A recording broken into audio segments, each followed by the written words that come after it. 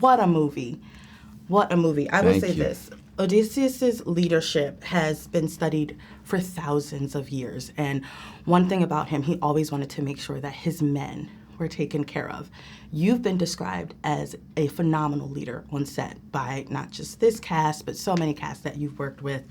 What's one valuable lesson you learned about leadership from Odysseus? Oh wow. Okay. Yeah. Good question. I think I think it's about leadership to me, and I think as he would demonstrate, it's kind of about leading by example. You know what I mean, and without complaint. And that's all. Those have always been the type of people that I've wanted to follow.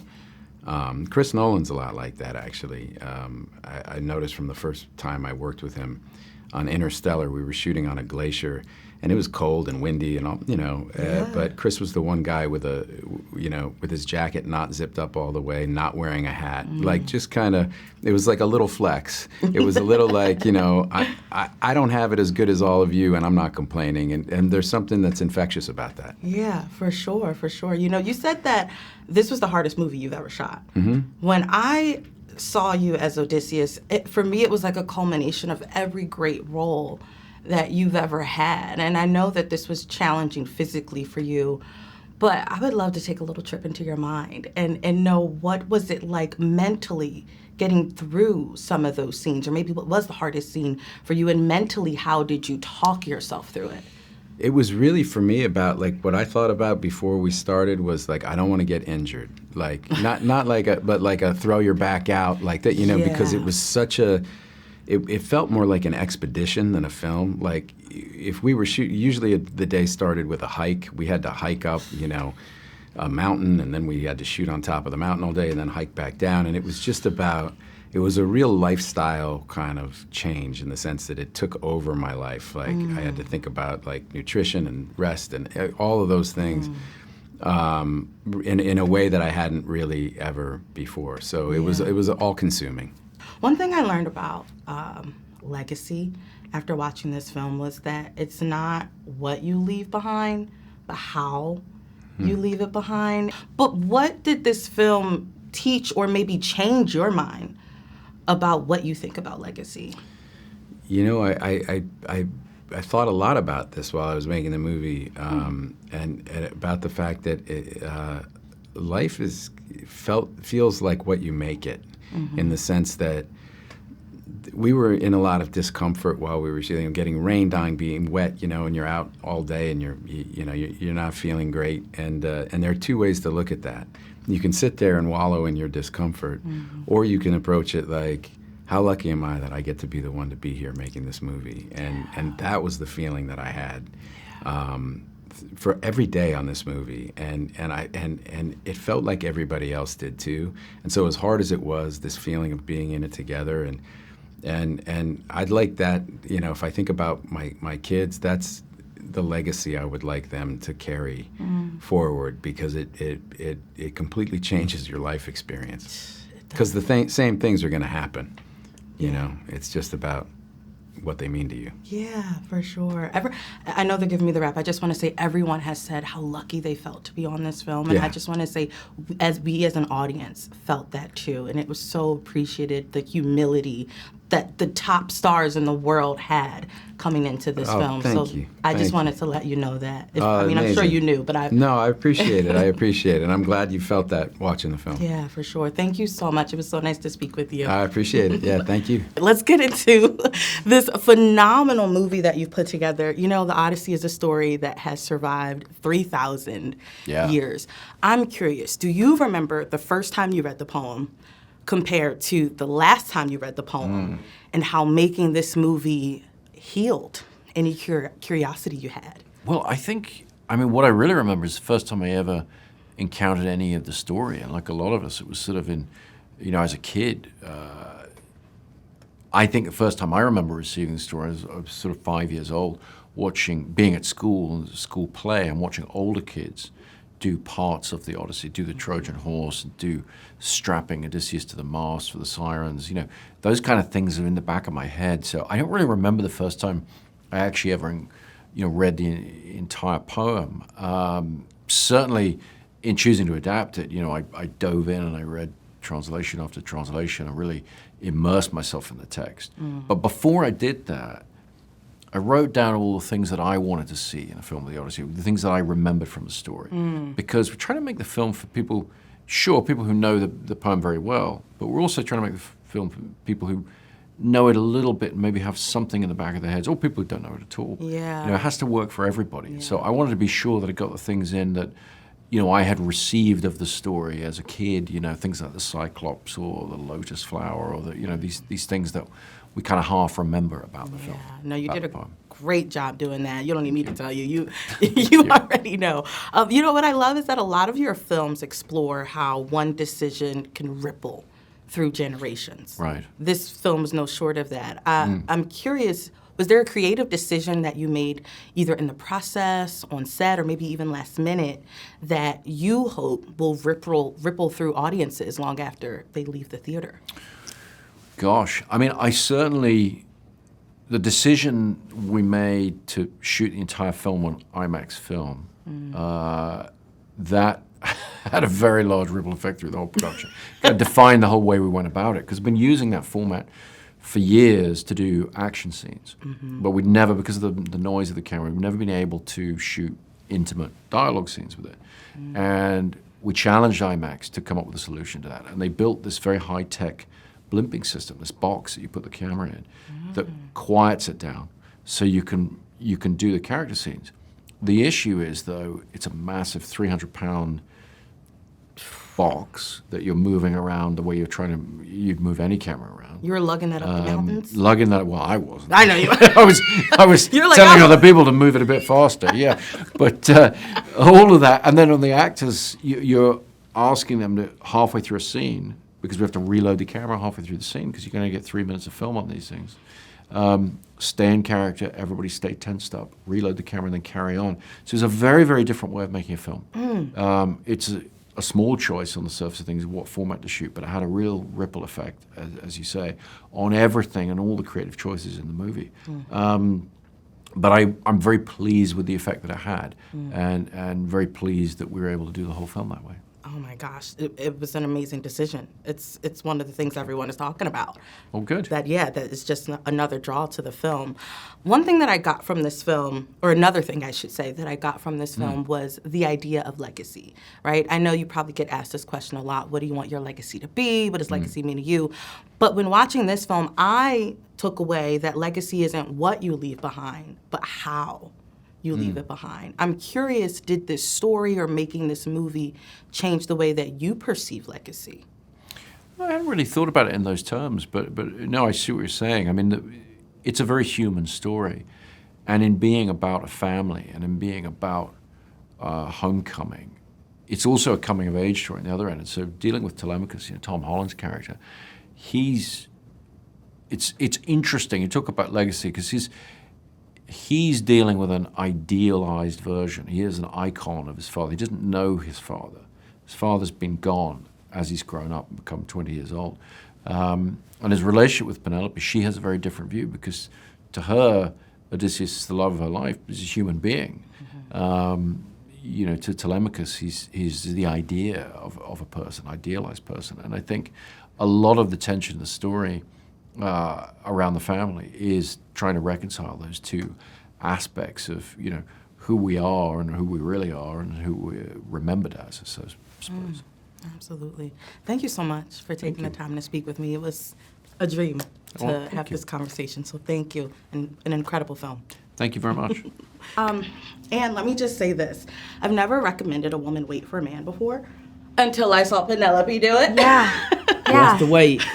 Matt Damon. Well, so somebody asked me, they're like, what advice would you give to a friend who was like, I'm going to wait 20 years for this man? And I was like, oh my God. I mean, on paper, you would say like, don't. Right. It's a terrible idea. But yeah, the question is he worth it? Yeah. And this man is. Yes. And there was a beautiful line that she said. She said, men do what they want. I do what I can. And I'm so curious, what did you learn from Penelope's strength that you may have been able to apply in your own life or maybe will one day? I think I need to scream a lot more. that part. I think I understand the simmering of the volcano, but I love that she just lets it blow sometimes. So, and no, there was, the thing that I love, and the thing that I love about their story, and I loved even before I was cast in this movie, is the idea of faith rewarded. These are, I know they're complicated people, but they really are trying to be good people. Yeah. And they're the sort of people you want good things to happen for. Mm-hmm. And they fought hard for their love, and so I'm happy for them. They did physically and mentally. Tom, your character, I love that he always knew what he was capable of. I love that he knew what his power was, what his strength was, but he didn't necessarily have the support that he needed to realize that sooner. And I'm curious for the two of you, what was that support in your lives that made you realize that you were ready to meet the moment for this film? Oh, wow, that's a great question. What a beautiful question. But I have to be honest, I've hit a point in my life where I'm no longer interested in that question. I don't like to make conditions like that external. Mm-hmm. Because the fact of the matter is I probably won't feel like I'm ever ready. Yeah. And so I've learned to value the things in my life that I know support me. Yeah. My husband is a huge support to me. I have family, I have friends, people that I work with. But in terms of like seeking like that moment of like, and now is the moment. No, you prove it to yourself every moment. Tom was just telling me about his first day on set, which was like a trial by fire. It was amazing. And, you kind of step out onto a ledge not knowing if you can do it, and you discover it with like what happens next. Yeah. So, yeah. No, I like that. Yeah. I think for me, as a young actor, my support network was Anne and Matt, really. They really shepherded me through this process. They'd both worked with Chris before, and working with Chris is a very unique experience. It's nothing quite like being on one of his sets. And I had this perfect support network of, two veterans of our business that I could ask, like, am I doing a good job? I mean, it's so nice of you to say, like, we shepherded you. We didn't do much. We were just like, he's awesome. No, but like, Matt and I kept being like, can you believe the idea that we made someone like that? That's amazing. It's sometimes not about things that you guys say. It's about your actions and the way that you are on set and how you guys really set the tone for the vibes and the feeling of like what it's like to be there. And that feeling that you set was very homely, kind, everyone was looking after one another. It was an incredibly tough shoot for really rewarding reasons, but that meant that we all had to rely on each other to pick each other up if you were having a bad day, or give someone a pat on the back when they did something really well. And I think that stemmed from Matt and Annie. I think we all took care to reflect the experience onto each other, to acknowledge that, like, can you believe how lucky we are to be a part of something so challenging? Yes. So it was that thing where we all acknowledged the challenge of it, but also that there was nowhere else that we would want to be. And he's not in the room right now, so I have to say we also had the greatest number one. He's the best. Matt Damon leading us all, setting the tone every single day, and us just knowing that he never got a break. He had to learn so many skills for this, and he came on, and every day he was cracking jokes. There was just never a moment. There was never the hint of a moment. There was never the hint that he was suppressing a moment. He was just deeply, deeply joyful and grateful to be there, and that was infectious and beautiful. And everyone always says that about him. Thank you both so much for speaking with me and for your answers and your vulnerability. Congratulations on your shooting. Hello. What a movie. Oh, I'm still replaying it in my mind. It was amazing. Zendaya, I want to start with you because your character to me was so interesting. We see her at her strongest moments first, and then we see her at her weakest. And I thought that takes a level of vulnerability, it takes a level of resilience. And I wondered, is there a key moment of resilience in your personal life that you tapped into to portray that? Yeah, well, it's interesting. I think it's like, how do you like portray a goddess or, like what does that even, like how do you even carry that? And I think so much of that is through the humanity of the character and trying to, and through what she represents. And I think ultimately, like you're saying, it's that vulnerability that I think brings so much home emotionally in this, and seeing each other and empathizing with each other. And for me, that is like the entire point of why we do this, to be able to empathize with other people, put ourselves in their shoes, and connect with people whose life experience may be different, or world, might be different, but we somehow feel like they could be us. Yeah. And that's, at the end of the day, that's Zeus's law, And so that, I don't know, that connection to me was very important, and being open and empathetic, and I think so much of that is personal, because I think my characters that I've ever played have offered that to me, have allowed me to see other people's lives and experiences in a deeper sense, and really opened me up in that way. Thank you. Oh, I love that. Right? Come on, John. Come on. Yeah, she did. She ate that. Yeah, she did. She ate it. For real. Speaking of this theme of connectivity and the reality of being human, John, your character for me was the most loyal, the most faithful of everyone. He couldn't even see, right? He took walk by faith, not by sight, literally. Blind faith, literally. Faith. And so speaking of this idea of connecting back to our lives, was there any real life source material that you pulled from as far as like having this unwavering faith? When's the last time you had that unwavering faith in your life? Well, it's interesting. Yeah, I mean, Himesh being the most loyal character in Western literature, that's what Chris told me. I knew that this guy, and the whole movie's actually driven by love, love of family, love of your community, love of home.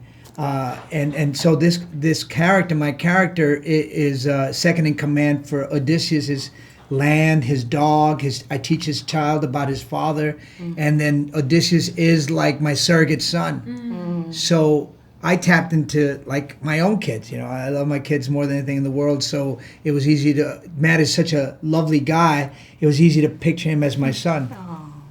Oh, I love that. Did you get to tell him this? No, it's embarrassing. This kind of stuff. If he sees it, he sees it. If he doesn't, it's okay. Right. Well, luckily he don't follow me, so I think you're good on that front. Zendaya, I want to go back to you because I love the fact that Chris Nolan said that one of your takes was perfect.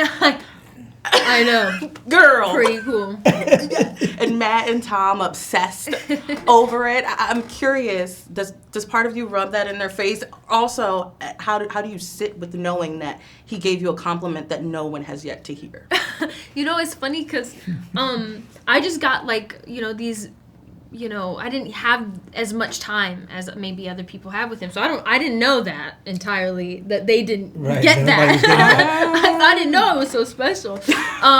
But I think we've talked about this earlier today, but he is such a confident filmmaker, and there is such an ease when you watch him on set to he just knows what he's doing, I know that's a silly thing to say, but he's so confident in his choices, and ultimately I think confident in his actors. Absolutely. And that I chose you for a reason, and he has that faith in you, and so getting that little extra vote of confidence meant so much to me, for sure, because I was like, oh shit, talk it, no, you can't tell me anything now, because no one says perfect, so it's perfect. What are you thinking of doing next now that you have that? Right, that's what I'm saying. Where do you go? Yeah, where do you go from there? That compliments the best. That's all the time we have. Oh, all right. Well, thank you so much. Nice This was to meet you. so fun. So thank nice to you. see you. Lupita, I want to start with you because your characters, plural. Plural. I love the way that you portrayed them because for me they represented grappling with an immense amount of grief and regret, but still having to remain poised and carry it until it broke them. And as a Black woman, I feel like that is, I'm not going to speak for all Black women, but for me, I feel like that's something that I have to suffer and carry every single day, and I have to control my reactions and my emotions so that I'm not, deemed a certain way. And I'm curious for you as a Black woman and a Black actress, did any of those thoughts cross your mind when bringing these roles to life? Never in my wildest dreams did I think I would play Helena Troy or Clytemnestra in a big movie such as this. So I was delighted, honored, and intimidated by the opportunity. And what I wanted, I thought it was a really bold and beautiful move on Chris to cast me as these women, and I wanted to contribute to his vision. Right, he saw me fit to play these roles, but he was creating a very specific world that was interested in very specific themes, and chief among them is the cost of war, on those who go to war and those who stay, those who cause the war and those who are affected by it. And so that was what I was focused on. I carry my blackness with me everywhere, right? That I don't get a day off from that, and so I welcome and I trust that will be conveyed. Yeah. And what I loved was being able to think about Helen beyond her face. I mean, that woman was more than a face, right? And I got to investigate that and represent that. She's a woman who's accused of causing this war. Yeah. Is she really responsible for it, or is she just a pawn? You know, and I got to get to look under the hood, if you will. And I think Chris does a really good job of giving the women in this story the time they deserve, you know, and the depth they deserve, because I think oftentimes we can just be kind of like just, you know, like pawns for the more male-dominated story. Yeah, I love the deeper dive that you took with that, and I think that is portrayed, and a lot of people are going to walk away with that. Thank you. 1,000%. Thank you. Himesh, your character, I loved his loyalty until he started to question the direction of Odysseus's leadership, and eventually just said, you know what, I'm going to do what I want. I'm curious, what has playing him taught you about trusting your own gut instincts, regardless of the price it costs? Yeah, I mean, it does take a certain amount of bravery, doesn't it, to do that? And to be honest, I'm still kind of learning to have faith in that and not be scared to, you know, to put your neck out, stick your neck out, you know, when you feel it's needed. But I suppose the interesting thing with Eurylochus is it's not born of anything mutinous, really. It's more of a I don't have a choice. You left me with no choice here because we keep losing lives. Every decision you make is endangering lives. We barely have anyone left to lose. So, what do you want me to do here? You know, and he says it's up to you if this is a mutiny or not. It's up to you. Wow. Well, thank you both so much for your time and your responses. It was such a pleasure meeting you Thank and you. speaking with you. All right. Thank you.